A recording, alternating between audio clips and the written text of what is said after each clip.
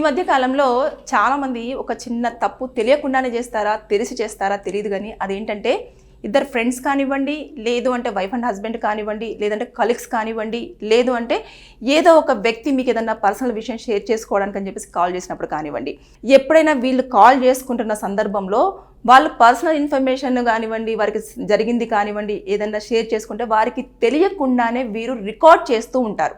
ఈ మధ్య కాలంలో మీ కాల్ రికార్డ్ చేయబడుతుంది అన్న ఆప్షన్ని కూడా తీసేసి ఒక చిన్న టింగ్ అనే ఒక శబ్దం వస్తుంది, ఆ సౌండ్ను కూడా తీసేసి మరి రికార్డ్ చేస్తున్నారు. దాన్ని చేసిన తర్వాత ఏం చేస్తున్నారంటే వీళ్ళ కన్సర్న్ లేకుండా రికార్డ్ చేయడమే తప్పు అని అంటే దాన్ని తీసుకెళ్ళి ఏ వ్యక్తి దగ్గర అయితే మంచి కావాలనుకుంటున్నారో ఆ వ్యక్తి దగ్గర ఈ వ్యక్తి గురించి బ్యాడ్గా చెప్తూ ఇదిగో మీకోసం ఇలా మాట్లాడారు అని చెప్పేసి చెప్పడం.